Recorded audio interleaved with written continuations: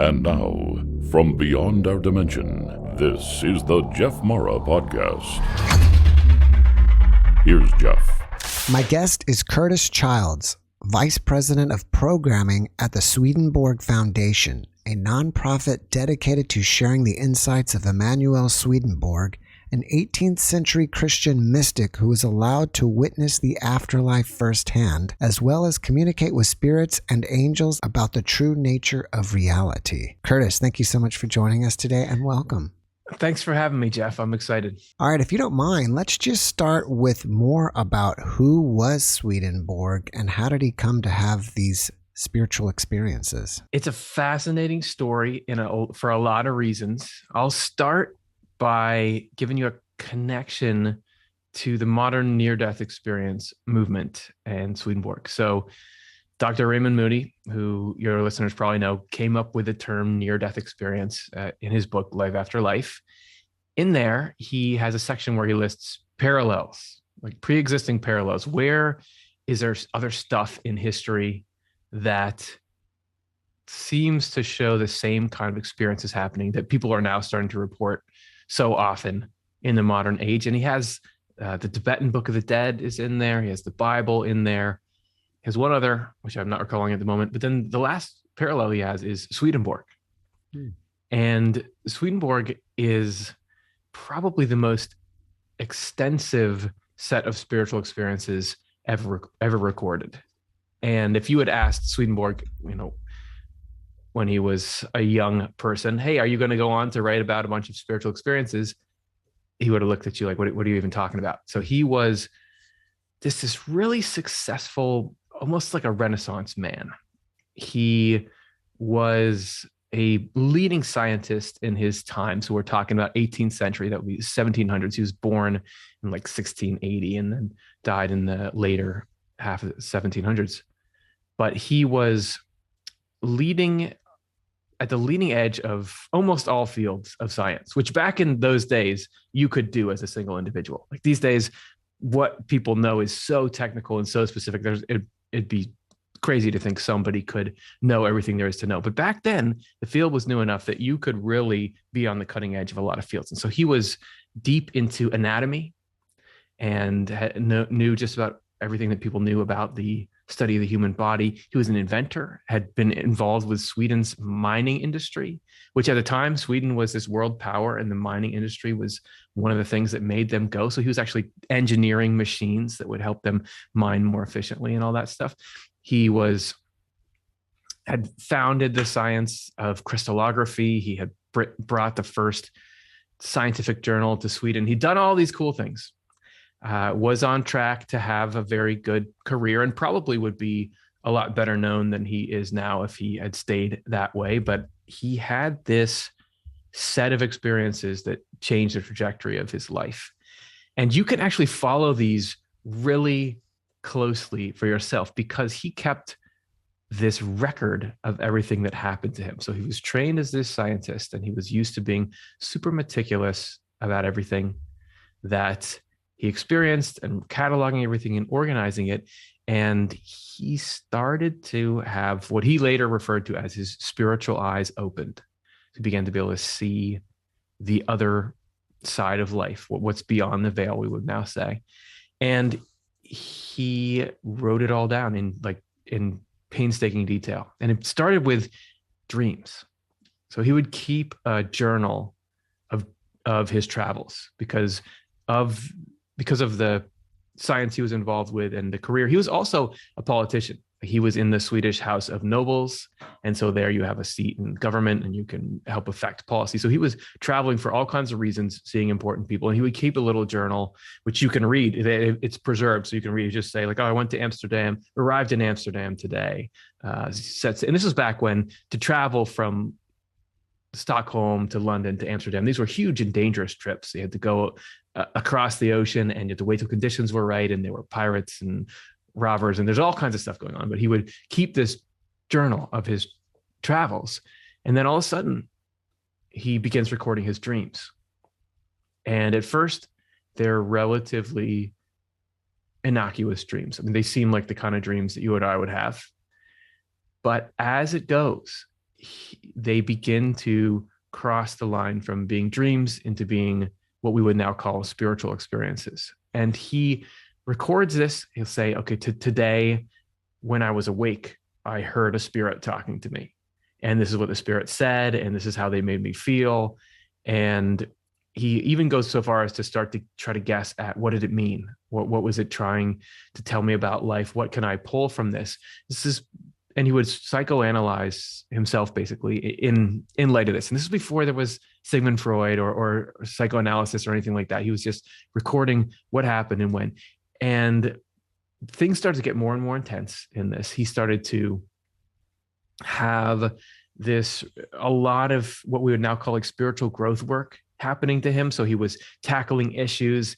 He had this black dog that would recur in his dreams. And he came to understand that that was a symbol of basically his ego, of his pride, because he was, as I said, he was really smart, he's really successful. And so he had this air of like, I know and you don't know. And he had to confront that, in this dream world. And it kept on appearing as this symbolic dog that would do things in dreams. And he would write down what he thought, because during that process, he started to get these insights from heaven, as he would describe later, about his own condition and what was keeping him from being really like an upstanding, good spiritual person.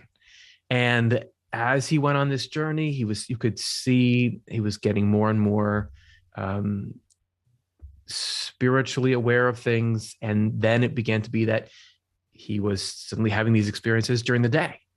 And it culminated in this really powerful experience he describes, where he says that he got to meet God and get this message delivered to him that essentially it was time for him to start to write down what the rest of life is like, what the spiritual side of life is like. So this was in his mid-50s, and he totally abandoned his career in science and everything that he was doing and began writing these books that the Swedenborg Foundation works to make available.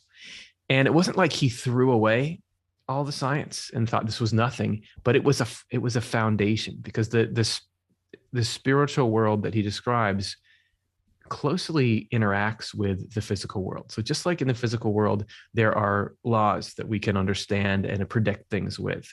There are physical laws like gravity, for example. There are parallel laws spiritually. For example, he saw that love functions in the spiritual world like gravity functions in the physical world. So just like gravity holds things together, it groups objects, love was doing the same thing in the spiritual world. So he was using all of his knowledge of how the physical world worked to help understand and describe his spiritual experiences.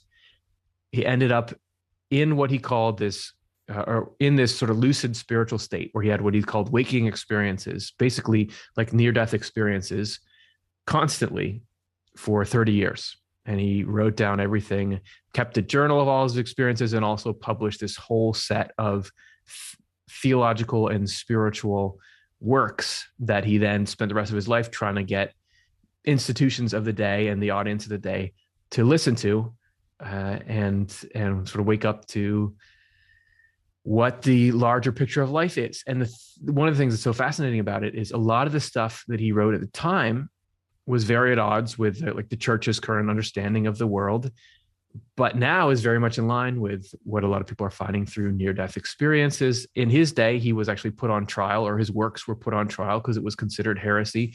But now there are so many principles that he described that are just like second nature for your modern spiritual person. So it's a fascinating, this is what Raymond Moody saw in it, that this is something that explains the framework in which these like near-death experiences occur. Like why, you saw the beings had light coming out of them. Why do they have light? Why are they shaped like people? All these questions that you could sort of ask around those. He's got this amazing comprehensive system that describes this really beautiful world that we're a part of, and answers a lot of questions that I'd had. It also really helps you make sense of life. I mean, I got interested in it when I was dealing with my own depression and anxiety, and I was really struggling with my mental state. And it was the tools in Swedenborg that helped me more than anything else. And so from that time, I just felt like, oh, people got to know about this. People got to know that this is a resource and that there's some valuable medicine here. Do you think that Raymond Moody or any other near-death researchers drew their ideas from Swedenborg? I would certainly think Swedenborg's had an influence in the near-death world. So Raymond Moody certainly knew Swedenborg. He was quoting him there. There's a guy named Kenneth Ring, who was one of the co-founder of IANDS, the International Association for Near-Death Studies. And he wrote in the introduction to a book about Swedenborg, he wrote that people who have had a near-death experience peek through the door into the afterlife, but Swedenborg has explored the whole house. So I think that what researchers there are finding can be expanded and probably has been by Swedenborg. And Swedenborg's influence has not just been on near-death experiences. You're going to find his influence all over the art world. Ralph Waldo Emerson, there is a whole William Blake. There were all the number of famous artists were heavily influenced by Swedenborg. There have been theological influences, but even like architectural, like the White City, like the layout of Chicago. Daniel Burnham was basing that on Swedenborg's description of the New Jerusalem. Famously, Helen Keller wrote a whole book about how Swedenborg had helped her do what she did because it had been the principles had been so important to her. He's had influence, even though he's not very well known. You probably have been impacted by his work through the different ways he influenced the way that we look at the world. Why do you think he lost popularity in today's society? Because, I mean, I don't know everything, obviously, but I've never heard of him, and I'm guessing a lot of other people have not as well. Yeah, he's a weird combination of flavors. Because, as you said in your description, he's a Christian mystic. So he's very Christian sounding. Like one of his main tasks that he was trying to do was get in and talk about the Bible and how it's all this almost dreamlike allegorical description of this stuff that goes on in your spiritual development. It's this very precise, he called it correspondential text. So he's going all into the description of that. He'll use Christian terms like salvation, Trinity, but the world that he's describing is very outside of the lines of traditional Christianity, that he will talk about things that actually there was a guy named D.T. Suzuki who is credited with bringing Zen Buddhism to the West. And he wrote this book called Swedenborg, Buddha of the North. And it was all about how the broad principles that Swedenborg is describing have this close kinship with Eastern principles. And I think that because he's not only all that, but he's also pretty weird, because he's just talking about things like how spirits influence your day-to-day reality, how he was saying he could talk with angels and things. He talks about having contact with spirits from other planets. So like, who's going to be willing to put up with all of that at once, right? If you got somebody who, maybe some people don't want to touch the Christian part of it, so they won't get into it. Some people don't want to touch the like spiritual experience part of it. It's also dense and heavy. He wrote in Latin, and it's very technical. It can be very technical and philosophical. It obviously has been translated into English since then, but it's not as accessible as, like, let's say, a description of a near-death experience. So I think it was a combination of all that stuff just makes it hard for somebody to understand when they first pick it up, for somebody to understand the value, the potential value in it. So I think that's part of why he never really took off. I mean, for a while he was popular, especially in like the 1800s when Spiritism was big. He was pretty close to a household name, if not a household name, but that had a couple of scandals and sort of fell out of popularity in the same way, and he kind of fell out with it. But I'm as confused as you are. I don't know why more people don't know about him, and I guess that's what I'm trying to fix. Is that I certainly think that his material everyone should know of it, because there's so many people who are sort of seeking a broader truth that would find a ton of stuff in there that would be really useful. So let's see what he says that is similar to near-death experiences. For example, like what does he say happens when a person dies? Yeah, he has a description that he gives in 2 different books of his where he says that he was shown what the dying process is like. And it's got a lot of NDE elements. He talks about having his mind put into a state where his sort of body was shutting down, but he could still be conscious enough to see and remember. And he says, he actually describes this process where he could almost feel this pull or this tug out of his body, and that the spirit was then detached from that. And he talks about going through this progression where he was surrounded by different kinds of angels in sequence. So at first, he says his mind was in this really not inoperative, but semi-conscious state, that he wasn't like looking around or listening to things, but he was feeling things. And there he was surrounded by what he calls heavenly or celestial angels. And in that state, they were caring for him and making sure that only loving concepts came to him. But as he began to stir, then he moved into the company of the spiritual angels. So another a similarity that he has with near-death experiences is time and space don't apply to spiritual things. So in a lot of near-death experiences I've read, people will talk about, well, I was moving, but it could have been really fast or really slow. I don't know really which one it was. And it could have been that we traveled for a second, or it could have been that we traveled for 100 years. It all felt like time and space didn't apply. And he says that that's a feature of the spiritual world, that instead of time, you have states. So your mental state, your emotional state is what creates movement there. So you know how here on earth we'll say, how close are you to your father? And you wouldn't say, oh, he's about 200 miles away. Mm-hmm. It's emotional. We talk about spiritual things. Swedenborg would say everything conscious in you is spiritual. We talk about spiritual things, emotional things in terms of distance, right?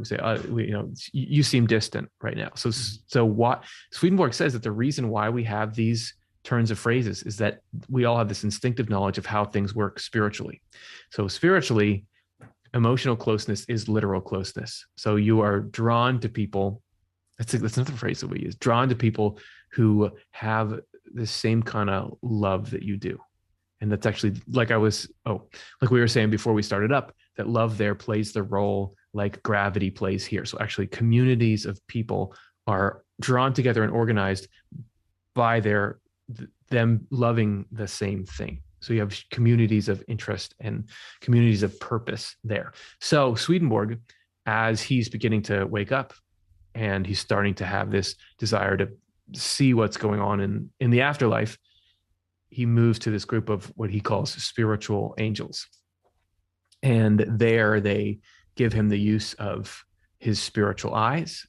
He says that we all have spiritual senses. So you have spiritual eyes, you have everything analogous to what you have here, spiritual ears, but everything's closed while our physical senses are open. This is part of why people will have spiritual experiences when they're deep in meditation and they've kind of quieted the physical senses. That you have all that stuff, but it's like you're a spirit that's plugged into the body. If you think of it like if you got a VR set over your eyes, you don't see the room around you. Only if you take that off do you see where you are. Well, like our spirit, we all have a spirit right now, according to Swedenborg. And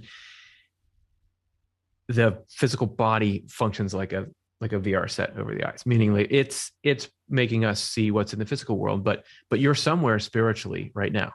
And even your spirit is in the company of other spirits, right? Whether these are people's spirits or spirits who have shed their bodies, and people who have died and are now living in the spiritual world. So it's what you love and what you care about that moves you around there and associates you with different kind of spirits, which, by the way, affects how you think and what you care about and what impulses you get. So Swedenborg was starting to come into this state where he wanted to explore. And so he was with these spiritual angels who were just like you'd hear in near-death experiences, totally loving, and anything he wanted, they would do for him. Let me make you comfortable, and let me give you everything you want. You want to see what heaven is like? Do you want to see do you want to know the answers to something? Very much like in near-death experiences, where they describe, people talk about knowledge downloads, or they have this conversation with the being of light where everything they ask gets answered and they get these satisfying. So very much a similar experience there. And there's a lot of things that you wouldn't even think to mention that Swedenborg has that line up with near-death experiences that are now sort of assumptions we have, but weren't in Swedenborg's day, which is that you are still you in the spiritual world. You still, often people talk about looking down and like you still have hands, right? And you see a being or an angel, and they look like a person. They have like a head. And God, I just was watching this wonderful interview that you had on your channel with a woman who saw the binary code of the universe or of life, and she said that she met these two angels, and she said one had a beard sort of like yours, and of course we just think of course they look like us. But Swedenborg, in his day, there was a lot of thought of like, well, the spirit is just kind of a puff of air, or it's disembodied thinking, it wouldn't have a form. But he was trying to impress on people that the spiritual world it's concrete. It's not heavy like this one. It's certainly more fluid and more alive, but it's not just like, doesn't have any structure. You think about the amazing complexity and structure of this world. The spiritual world has its own structure and it's real. He says that this is another thing he shares with near-death experiences, that the spiritual world is much more real and tangible than the world that we're in right now. So really, it's opening up your spiritual eyes. It's really like you take off a VR headset, if you've ever done that. And if you've been in that virtual reality world for a while, which is pretty good, the graphics are pretty good, but the screen's a little fuzzy, and you take it off and you remember, oh, right, this is what reality looks like. It's the same kind of thing. When you open the spiritual eyes, you get this sense of, oh, wow, this is much realer. This is better graphics than the headset. So I could go on and on about this, but I think I'll pause and see if you have any particular direction you want it to go in. Well, what does he say about the place people call Akashic Records, or what does he say about life reviews? The thing that's most analogous to life reviews is what he calls your spiritual memory. What's Akashic? The thing you mentioned before, what's that? Well, I didn't name that, but as far as I understand, it's like a place in the spirit world, or that realm where you can go, and it's like the records of everything. Not only your life, but maybe the records of basically everything on earth. Yeah. So I want to talk about the spiritual memory. There was a time in my life when, this may sound like a strange fear I had, but I just get worried about stuff like this, where I was getting really disturbed by the idea, if I was was having just some mundane experience or thinking about something that I enjoyed, the idea that I was never going to see that thought again. Like I was never going to remember it, because there's so much stuff that happens that you never pick up, and like little things that meant something to me in the moment, where I felt like this is going to be gone forever. And it was, it was bothering me. And that was when I came across this concept in Swedenborg of the spiritual memory. And the spiritual memory is the spiritual counterpart to the physical memory that we have. So right now I have a memory of my life. And if I try to think back on, I'm 37, so trying to think back on what's happened to me over this 37 years, I have a pretty good memory. And, there's a ton of stuff that I've forgotten. People can remind me of things, or I can see pictures and not really have any memory of doing that. So it's pretty good, but it's definitely not comprehensive, and definitely can be altered, and it can be inaccurate, and it's incomplete. The spiritual memory is like tinfoil. You touch a sheet of tinfoil and you can never get that wrinkle all the way out. Everything that's ever happened to you, even down to every little bit of thought and feeling you've ever had, every motivation, everything is in the spiritual memory forever. And Swedenborg will talk about the book of life, which is a biblical term, but he'll say that people's memories, spiritual memories, function like this, so that angels can pull out and show you everything that you've ever done or ever thought. He even talks about literally like books that he had written long ago, the spiritual equivalent of those being able to be produced, and you could look through the pages and see like, this is everything about you is there and recorded, and it's done through the spiritual memory. So the life review, he often talks about people being brought into a state where they can see things that they've done before and get perspective on them. And he even talks about people, he often talks about that being used to get people past certain issues or to right wrongs, or get people to see the way that things do make sense. And I see that reflected all the time in people's description of the life review in near-death experiences. Swedenborg isn't as front and center with it. You have to go digging a little more for him to find it, but over the course of his whole works, there's quite a lot of fascinating information about the book of life or the spiritual memory. That is, I think, the mechanism that's used to produce these life reviews that people go through. Does Swedenborg talk about reincarnation at all? We did an episode. So we have a YouTube channel. It's called Off the Lefteye, which is actually a reference to that story of the dying process that I mentioned earlier, because he talks about in that process when he goes among those spiritual angels, that in order for him to have his spiritual sight opened, he said, it seemed like there was a covering pulled off of my left eye. And by this, I got spiritual sight, because everything in the spiritual world is like representative, or there's imagery that goes with everything that happens there. And the left has to do with the intellectual or understanding side of us. This is before there was any like left brain, right brain study. Swedenborg reported that there is this spiritual duality in everyone. There's the will and the understanding, as he calls it. There's basically the motivations and then your concepts, which is actually a mirror of the fundamental balance in the universe between love and wisdom, or goodness and truth, which are the two like primary building blocks of everything. But you'll have these things in us reflected. So in order for him to get his spiritual sight, which sight has to do with the intellectual side of you, because it sort of feeds your ability to know, he had to sort of have this covering that was pulled off. So we have this channel called Off the Lefteye in honor of that. And we did an episode in there called Do We Reincarnate?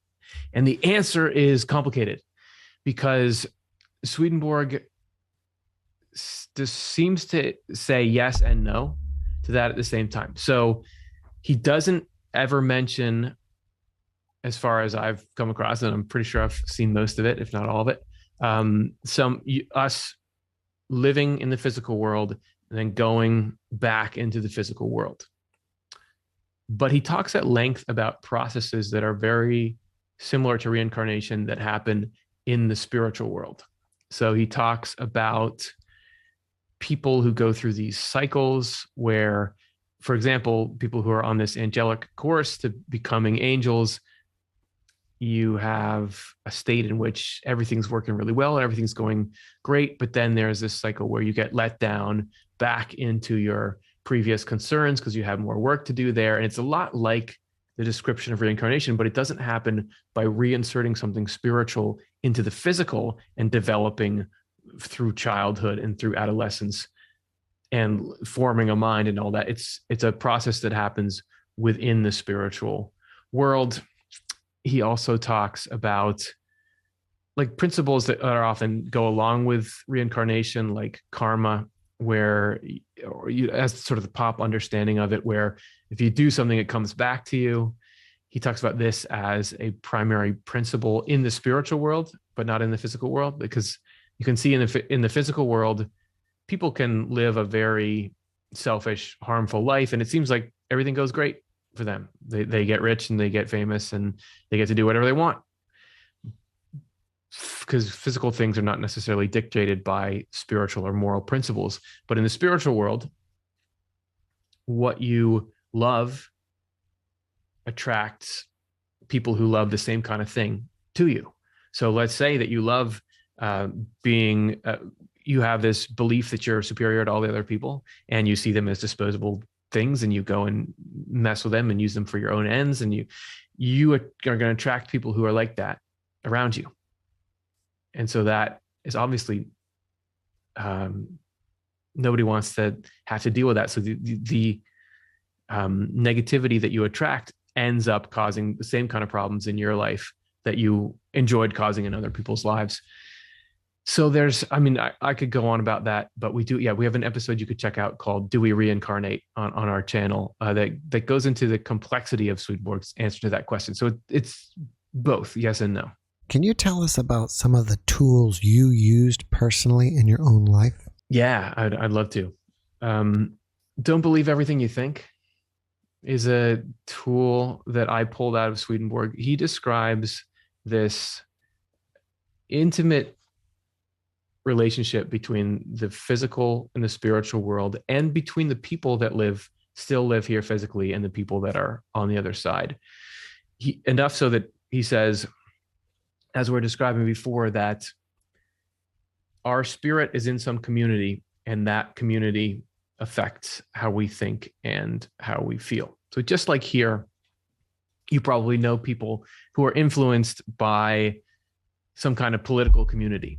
They're watching certain kind of news media, or they're reading certain articles, and then you get together with them over the holidays and you can tell they've been influenced by people. The same thing is happening spiritually, that we're influenced by our spiritual community.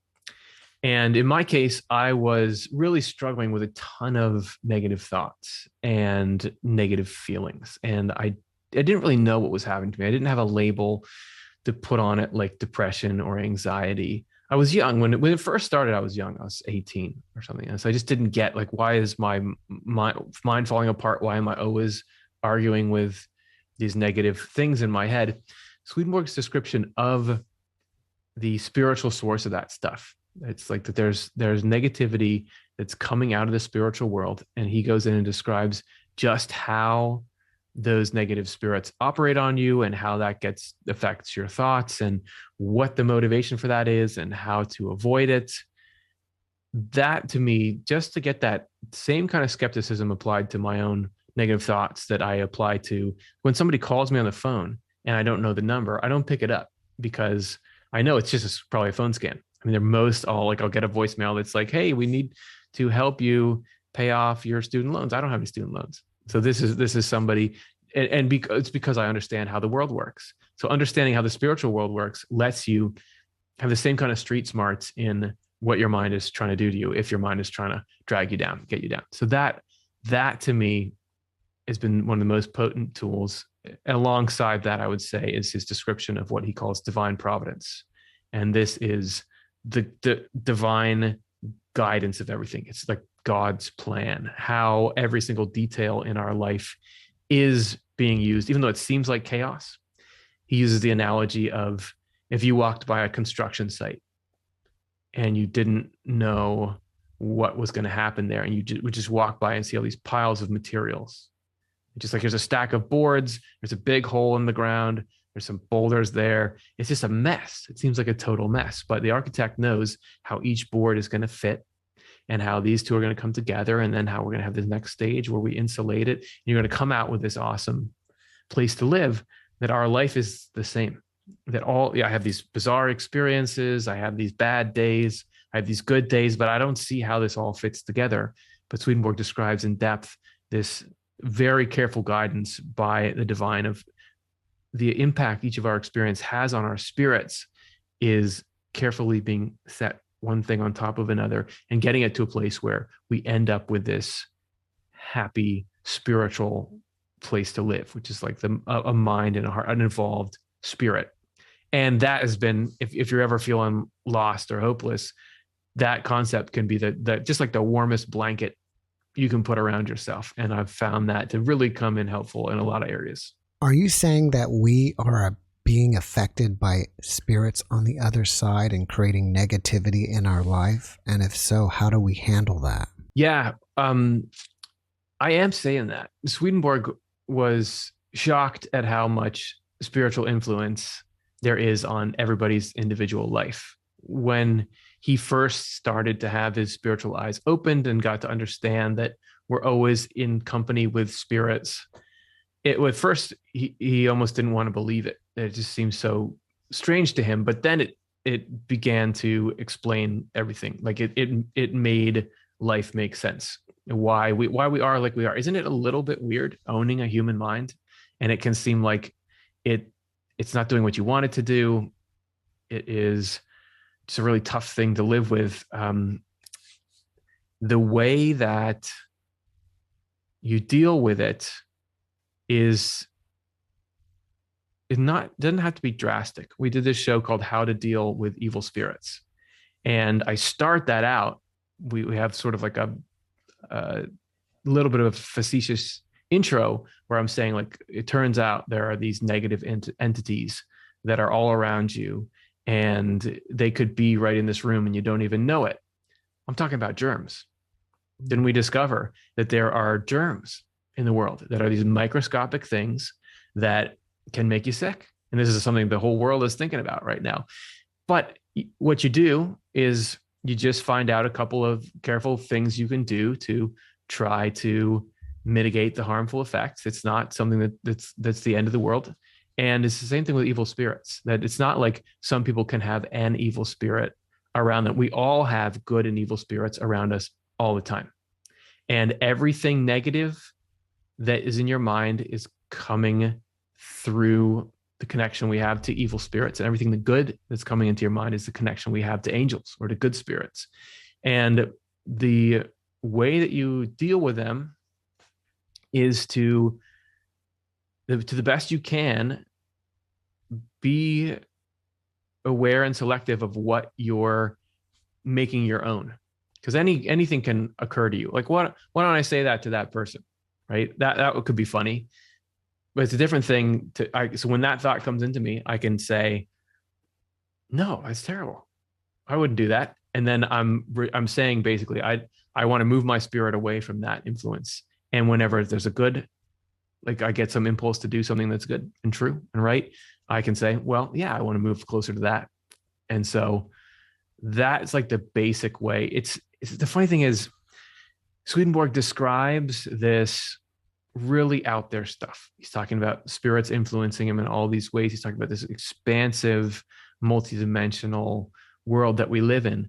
But the advice that he comes back to is like really practical, down to earth, moral stuff. Like he says that the main thing you can do to attract goodness and get rid of negativity is to work on making your primary motivation a love of useful service. So what we love makes us who we are. And there's always a fundamental, or what he calls ruling love, in each one of us. It's what do you care about more than anything? And we start out with pretty much with that being ourselves. Like, what do you care about more than anything? Well, myself, my reputation. Sure, it's nice for me to talk about, like if for example, if I'm on this podcast and I say, well, yeah, I want to give people some information, but the thing I really care about is, do the people watching think that I'm smart and cool? Like that's where we start. You think about being a teenager. That's just where it's ego. It's where you are. What we're doing over the course of our life is having that, is the divine is trying to change that into a love of useful service. A love of useful service is just that feeling of, that I know that this is going to do something good, and therefore I want to do it. Like, I know this is like, so I love to give the example of me being on this podcast. So the love of useful service is, yes, sure, I want people to think that I can string a sentence together. That's fine. But it's not the main point. It's not why I'm here. Why I'm here is I'm hoping somebody's on their phone and they hear something that the next time that they're struggling with the same stuff I struggle with, it really helps them. And that goodness, like when that gets you excited, that is loving useful service. And there's a lot of ways you can enact that. He actually says, like, just going and faithfully doing whatever your function is in society. So I'm going out to do my job today, and I want to do this like with, I want to do this justly, honestly, faithfully. And I want to be doing it with the thought in mind that I want to try to make the world a better place. That is kryptonite to all these evil spirits, because what they want to do is get you totally caught up and involved in your sense of self and your desire to be better than other people or to harm other people, and all the falsity that goes with that. So these misconceptions about who other people really are and how the world works. Whereas what is good brings truth with it. So the more that we can focus on trying to not do anything that would interfere with goodness and then do what's good, that pulls in truth, that pulls in angels with it. So overall, if we can work more and more on loving and enjoying and acting based on what's being nice to people and doing things that make the world a better place, that's like just really strengthening our spiritual immune system. It's going to help us deal with these negative attacks. When you're actually really in it, there's a lot of more specific tools you can use. This is what, like I was talking about, divine providence. Like when you're really in a spiritual crisis or a mental or emotional crisis, for me anyway, I'll get to a point where I just feel like I have to lean on this idea that there's a power outside of myself that can help. I know Howard Storm, who had this really famous near-death experience where he talked about having this really negative experience first that was, and I actually got to interview Howard Storm. I spoke with him at a conference, so I got to meet him in person. Really genuinely nice guy. But he says in his book that he wasn't so nice before his experience, that he had a lot of arrogance to him, and he generally looked down on people and was cynical. And he had this sort of breaking down that ultimately led him to the place where he realized his dependence on the divine. And as soon as he did, then he was protected, because the only thing that evil can get at you through is your denial of your relationship to the divine or your relationship to love. So the more that you go through these negative experiences where life shows you that, actually the stronger you become, because you more and more get a real sense that love is what's important in life. Everything that you come back from a near-death experience, knowing that that's the stuff that really strengthens you when you're faced with the dark side. You mentioned that Swedenborg had principles. Can you tell us about some of his other principles? Yeah. For one that jumps to mind is Correspondences, which I mentioned before when I was talking about what he was trying to do with the Bible. So the principle of Correspondences is that everything in the physical world reflects or represents something in the spiritual world. So I'm talking about everything. Like I can see a tree out my window. He talks at length at how a tree is like a living representation of a number of things, including the spiritual growth that we go through. So just like you can look at a tree and observe how it goes from seed to sapling to then having to develop leaves so that it can get energy, and finally through that getting fruit, which is what allows it to reproduce and continue on. We follow a very similar process in the way that we develop from being non-spiritual, being in that ego state I was talking about before, to first learning concepts, which are like the leaves, which allow us, if you have sort of a spiritual idea, that allows the truth that's coming out of God, just like the sun coming out, or the light coming out of the sun is coming into that leaf to power it. The truth can then hit that concept and give us a real realization. And as we start living by those, that leads to the fruit, which is the actual joy in doing what's right for people. Because you don't start out loving the neighbor as the self. It's just like, no, well, okay, I'll do it. But you eventually get to the point where, oh, I love this. I wanted, it's exciting to me to go do what's good. And that's like the fruit in us. So everything, water is a correspondence with truth. So everything that water does physically, if you think about water is how you clean something, water is how you stay hydrated, that is what the truth does to your spirit. So if you need to be consuming a certain amount of truth regularly in order to stay the spiritual equivalent of hydrated. The truth is how you clean up messy situations. There are these direct living parallels, and it's actually that the physical world responds to the spiritual world. So things that are happening in the spiritual world make what happens here happen. And the most concrete example I feel like he ever gives is a smile as a correspondence. So I can be feeling happy inside, And that's a spiritual thing. He says that the conscious part of you is spiritual. It's interacting with this physical body, but it's not the consciousness is not physical, it's spiritual. So the consciousness feels happiness and the physical responds by smiling. And the smile is a picture of that happiness, right? You can see somebody smiling and you know, oh, they're feeling happy and it looks like happiness, but it doesn't have to be, because you can fake a smile. So you can put up the image, but it's only an actual correspondence when it's really displaying the happiness the spirit is feeling, because you can't see the spirit's happiness. You can just see the physical, but when the physical really tells you what's going on with the spiritual, that's a correspondence. So that basic principle can be applied. This is how religions all over the world and belief systems going back in history have been able to get spiritual inspiration from nature, because nature is this portrayal of spiritual things, but we just in general lost the ability to speak that language. So we've gotten instead these like written texts and revelations, which are fulfilling that purpose now. But initially, that's how humanity could know all the deep truths of the universe just by observing the world around them, because it's written in there. You just got to know how to look for it. So that's one of his principles. And there's the principle of regeneration, which I've touched on here a bit, which is like spiritual growth. So this is the complex process, and it's the process by which we are going from being self-centered people, which just how you start. It's nothing to be ashamed of, to being other-centered people who are genuinely, love the neighbor as yourself. And this is something that's just as complex as physical development. So if you think about growing up physically, there's it starts out with a cell, and then it's division, the embryo develops. There's so much complexity in it.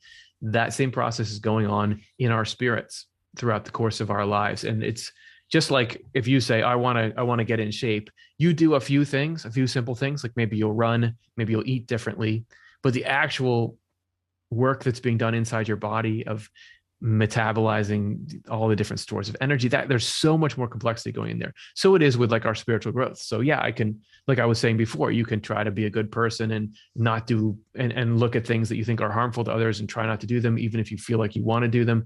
Those are the simple actions that then allow God to do this amazing complex work of regeneration inside of us, a spiritual growth, whatever you want to call it. So those are a couple. What does he say about Jesus and who he was and what his mission was? Yeah. So Jesus, according to Swedenborg, Jesus is the correspondence of God. So I was just talking about how you have a physical representation of spiritual things that exists in everything. So Jesus was an embodiment of God that made it so that we can see and understand God. And Swedenborg writes extensively about Jesus. He calls him the Lord. So if you pick up a Swedenborg book, you may not see the name Jesus a bunch, but at the very beginning of his books, he says, whenever I talk about the Lord here, I'm talking about Jesus. That was a common name for Jesus back then. And the mission of Jesus was to create a pathway that we can follow, and thereby like allowing us to do that process of regeneration that I was just talking about. Because everything that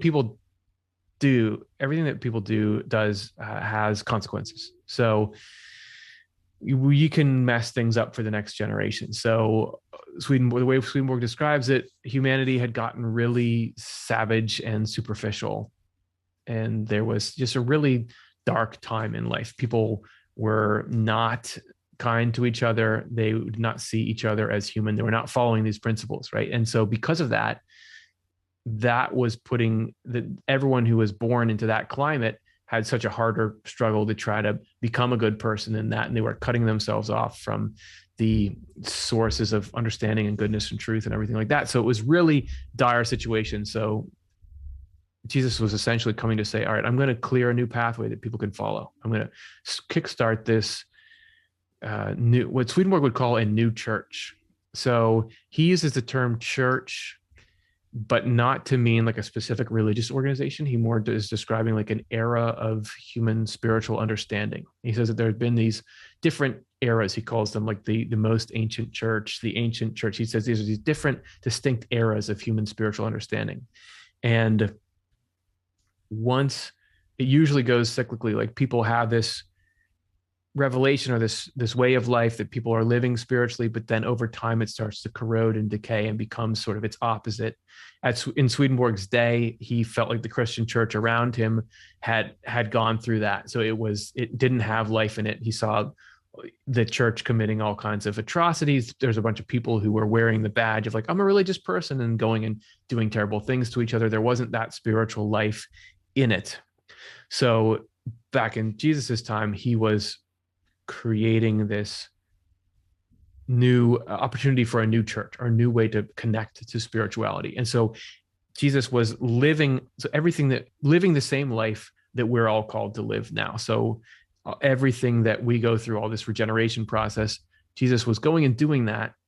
And in the process, rebalancing the evil and the good in life. That evil had gotten so strong in the spiritual world.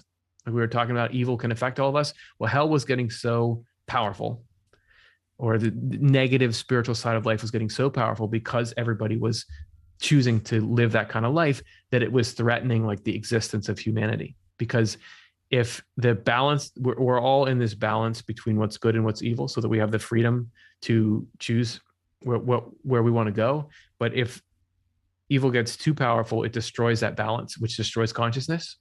So Jesus was coming to reorder things through this. It's through this life that he lived, reorder everything and give us a template that we can then follow. And it's funny, we're just recording a podcast about it that we release called Inside Off the Lefteye. And the path of Jesus, that, you know, at one point Jesus famously says, I'm the way, the truth, and the life. And people have taken that at times to say, well, the only way that you can get to heaven is by being a Christian or saying the name of Jesus, which then brings up this ethical dilemma of what about somebody that's never heard of Jesus, or what about somebody that just has a bad experience with the Christian religion and so doesn't want to say the name of Jesus? Are they out of luck? But the name of Jesus, spiritually speaking, anyone's name is their quality. So the correspondence of a name is the quality of who you are. We use this again in our speech. Like we say, you know, my good name. If you say that means you're talking about your character, your reputation. So the name of Jesus is the quality of God. So that same like love you see expressed in these famous sayings, which are like the love your neighbor as yourself, everything that people love about what Jesus did say, that is the name of Jesus. That is the way. So anybody, and Swedenborg says this explicitly, anyone, anywhere, of any religious tradition or non-religious way of life, who is living a life based on their knowledge, where they're trying to love others and do some kind of acknowledgement of the creator of the universe, that is living the life of Jesus. That is doing that path, which was really shocking to the Christian society that Swedenborg was in, because now we have a pretty ecumenical view of the world, and it's not that radical to say people of any faith could go to heaven. But at the time, this was not something that the church wanted to hear at all. And it was like a theocratic state. So he was going up against the government, essentially saying that. But is this something that now people can realize, oh, that's how it's got to be, or else it's not fair? Or why would God design a world where you have to know one particular set of rules and names and dates and everything to do the point of life, which is go to heaven or go to the happy afterlife that we're trying to get to? Does Swedenborg talk about the devil, and does he say the devil is, you know, the opposite of God? Yeah. Swedenborg doesn't believe that there's a creature that's the devil. The devil is what he calls the love of dominion, or the love of ruling. So like I said before, everybody has an overall love inside, something that directs them and guide their primary motivation. And the devil is when your primary motivation is to dominate and have power over other people. He says that this is at the root of all of human arrogance and cruelty and everything that causes suffering in the world. That there's this fundamental desire that tries to get us to follow it, to put ourselves in a place of importance above the rest of humanity.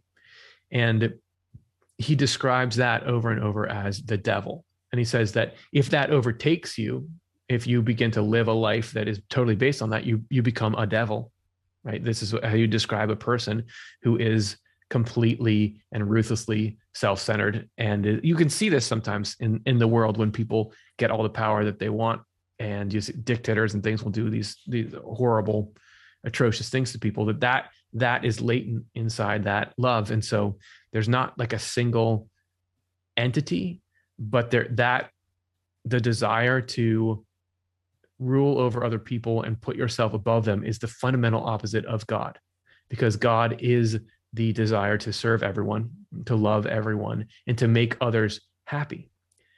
So the devil is the desire to have yourself be happy at others' expense, or yourself happy and you don't care what happens to others. So personified, that's the devil. And Swedenborg says if you look at all the people who have ever chosen that life, together they are an assemblage that you could call the devil. Like if you look at that all working together, you can kind of see that as a devil, because people can be communities, spiritual communities can be seen as a single person, because actually the human form, like the form that your body is made in, is a pattern that's repeated throughout the universe. So in any community, in any well-functioning community, there are people that play the same roles that all the elements of the human body play. So just like in the human body, you've got organs for detoxing, you've got distributing of the vital stuff from the heart and the lungs, you've got like your arms, what allow you to go and do things. In like a really well-run business or community, there are people that do all those functions. And that goes even farther in the spiritual world, where in any given community, you have people that are doing the same, playing the same role that the eyes play in the body. So these would be the people who are going out and learning things and understanding things and then giving it out into the community, right? So Swedenborg says you can even at a distance see spiritual communities as a single human being. Like they can be imaged that way. Not like it's actually like an island shaped like a person, but functionally that's how it's organized. So you can, when you have in a perceptive state, you can see a community as a single person. So if you look at all the hellish communities, or all the communities that are driven by these different kinds of desires to dominate others and to make yourself happy at their expense, if you were to see all those at once, they could appear like this grotesque perversion of the human form, because it's this taking of the life that we all have, which is supposed to be this life of living in this joyous community of love with each other, and turning it into what Swedenborg calls hell. There you could see that. If you could see that all at once, you could say that's the devil, but it's not a particular being that's intrinsically evil. It's all of us contribute to the devil the more that we choose evil and love it and make it our life. So nobody's born evil, but you can choose that path if you're seduced by the pleasure in evil, and choose it over what you know to be right and the pleasure of good. All right, for the sake of time, I've got to switch gears here. If people want to find out more about Swedenborg, are you available to chat with them or someone from their organization? And if so, how would they reach out to you guys? Absolutely. Yeah, we're happy to chat. Obviously, we're all really excited about the cool concepts in here and the good we see them doing for people. We all the time will get comments from people of how some particular insight Swedenborg had helped them connect some other loose ends they've been wondering about, or some principle was really helpful to them in a hard time. So we're really happy to talk to anyone and everyone anytime. An easy way to do it is just go to our YouTube channel, which is youtube.com/offtheLefteye, and leave a comment on any video. We've got people who will come and start talking to you there. You can also go to offthelefty.com, and there's like a contact form there. Any of our social media channels, if you leave a comment, we've got people who watch those, and we'll start talking to you. We have 1,000 videos, I think, on our YouTube channel. Yeah, I think it's up in the like 990 something by now. And we cover, I wouldn't say all the aspects, but probably anything you've wondered about, we've got something that's addressing it there. So you can search through there and do that. Yeah, if you want to get in touch with me, just send it in. Well, we've got a couple email addresses you could send to. You could do offthelefteye@gmail.com. That'll get there. cchilds@swedenborg.com. We'll do it. We'll hook you up. So just get in touch with us in any one of those places, and we're happy to chat. We got free book downloads, free videos to watch. We just want to try to get you spiritually as nourished as we can. So you said they have free book downloads. Are all his books available for free, or do you have to buy some? And if you do, where do you get them? Yeah, we try to make all of his books available for free as like a PDF download. So we don't have, not all of his books are in the newest translation yet. So there's some that I don't know if you can download as a PDF, but everything that we've translated is there. If you want to, that's on Swedenborg.com, which is another, that's where we keep the book catalog. Yeah. If you want to, we have ebooks as well, but you have to sell those. So I think they're $1. And then if you want an actual book, we just sell it at cost. So that does cost something, but you can get all the text for free at Swedenborg.com.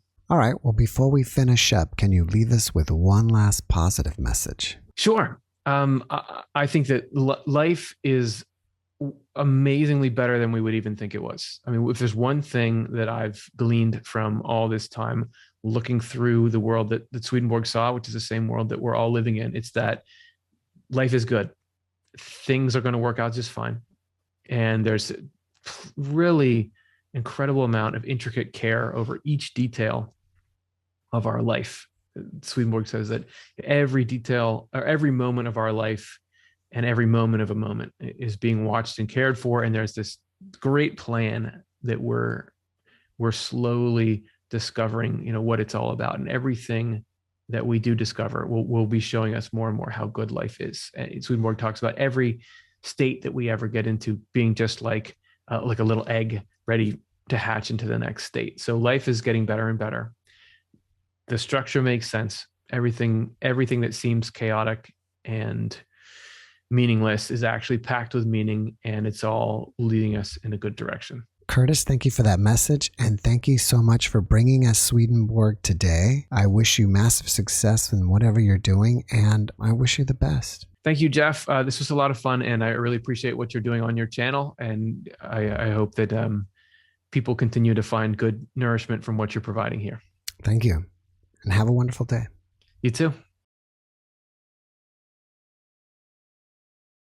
Thanks for watching the JeffMara podcast. I really appreciate you. Another way to show support is through YouTube memberships. And if you do, there are loyalty badges and other perks depending on your level of membership. All you need to do is click the join button underneath the video to find out more. Thank you for your support.